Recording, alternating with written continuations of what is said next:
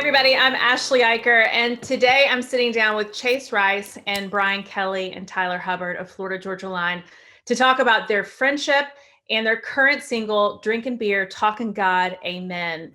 Sitting here, drinking beer, talking God, amen. Killing time, living life with some down-home friends. When the world's gone crazy, man, it all makes sense. Sitting here, drinking beer, talking God, amen. Hey guys, it's great to see you. How you doing today? Good. How are you, Ashley? I'm good. So you all have a brand new song, Drinking Beer, Talking God, Amen. It's been 10 years since you all collaborated together after the release of Cruz. Why now? Why not? We haven't done music together in 10 years, and just listening to everything that FGL's done over the years, you guys have absolutely killed it. And they went this path, I went this path, and then all of a sudden it all comes back around for guys that literally lived in a house together and we're just trying to figure it out for themselves. And we both made our own success. And they came to me and actually just we're talking about it. Brian was talking about it on social media, and he was like, "Man, this sounds like a smash." And for me, it sounds like where we are in our lives today. So that's why it's the perfect combination, to come together 10 years later on this song, specifically. What was that year like of being roommates? I can only imagine the three of you guys. Getting litty. Ooh, getting litty. I mean, we called it the Fun House, just to sum it up in 2 words. I mean, we had a whole lot of fun. We played a lot of music. We drank a lot of beer and talked a lot of God. No, we did. I mean, honestly, that's sort of why this song resonates so much for all of us. I mean, we were all kind of finding ourselves, if you will, as adults, but also really grounded in who we were, in our faith and in our passions and what we were pursuing and what we loved. And so it was fun just kind of doing it all together and living those years were special before, when we were all single, when we were all just green as could be and, had nothing to lose. And those were special years, man, for sure. What are some of your favorite memories from that first year together?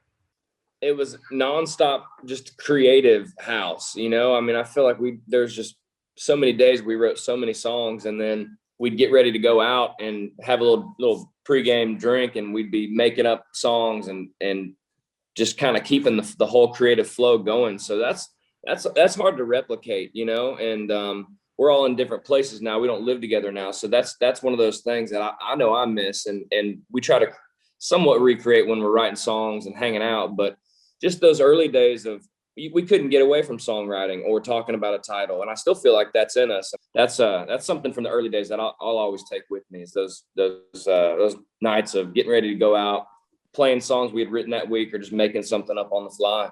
It was awesome. It's like we got college after we'd all graduated.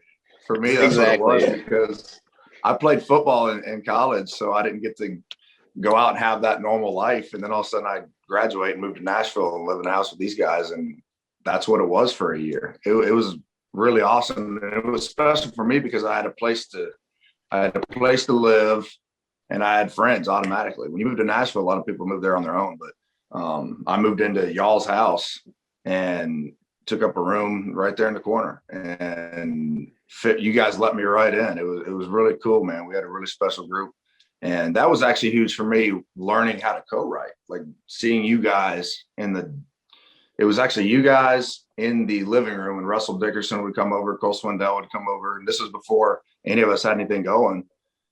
And I got to learn, watch it. I wasn't allowed to be in the right yet. You got to earn the right. Yeah. But I'm sitting there in the kitchen, watching, oh, this is how people write songs together. So yeah, I learned a lot from you guys, especially that first year. Well, and then in the midst of living together, you guys write Cruz, which would go on to be one of the biggest commercial hits in the history of music, a song that's currently 11 times platinum. So it was diamond certified at 10 million. And for 5 years held the record as the longest running #1 on the Hot Country Songs chart for 24 weeks. So when you think back now, 10 years later, almost since you wrote that song, what do you guys think about that day?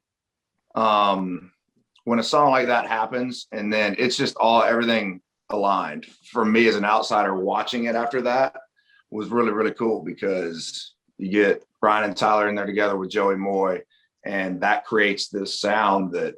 And then I'm seeing it from the other side. I'm seeing Brian come home, just so amped about the song. I remember, Brian, one time you were talking about it, and I was just like, "You really think this song's gonna go?" And you were so confident. You were like, "Dude, it's gonna be huge." And I had no idea what was coming. So it was really cool to see. Like, I'm just like, "Okay, cool. I guess I'll have a number one song. Maybe we'll see. That'll be sick." I remember being in the studio.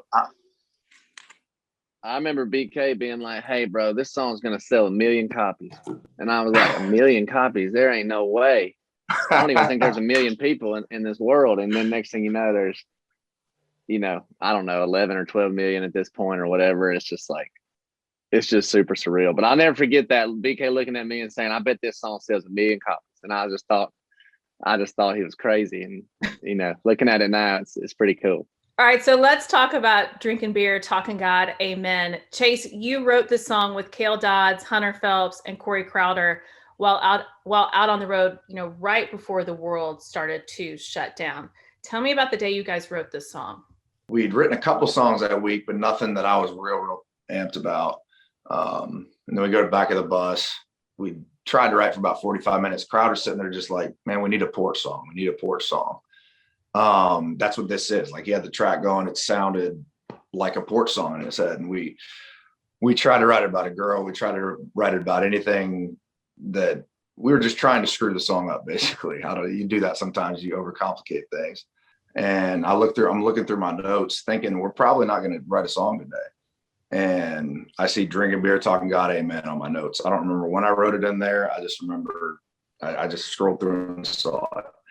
And we wrote the chorus ASAP. And same thing with the verses. It all came pretty easy. And I posted it on Instagram and an Instagram story. And Brian immediately responds like, "Dude, hit, smash, whatever." And then months and months go by and they turned it in. And what I didn't know from my side of it was, Crowder writes with the FGL boys and I think for their company. And I guess it was Brian too. I thought it might've been I might've been pushing for it. I can't remember. But I thought it was Brian. You said, "I tell you how we really make this thing special, CR-FGL collab." And I was like, hell yes. I mean, you put that together, that's a 10-year anniversary party. I remember you texted us, you're like, "We're all dumb if we don't cut this together." Basically. Let's do it.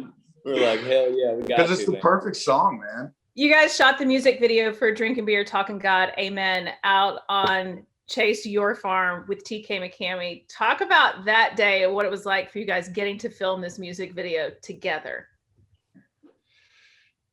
It's a different music video, that's for sure. TK used robot arms and stuff like that. It was a real technical video. He had everything kind of planned out. So that made it easy on us to just literally, there was no lines, no tons of stuff. TK would direct us on where to move, how to move. And I don't think Brian and Tyler, we really couldn't come up with an idea. So TK really took it there. And I love the sentiment of just the boys sitting around a fire again. Don't overcomplicate this thing. And it was fun. Well, it's so fun to see you guys back together again, collaborating on this song, Drinking Beer, Talking God, Amen. And I can't wait to see where it goes. Me too. Exactly. To the moon. To the moon. Thanks for chatting. Like I told you, Brian, we'd be stupid not to record this one together. So thank you guys for jumping on it. We've got a fun ride ahead of us, I think. So it's gonna be good.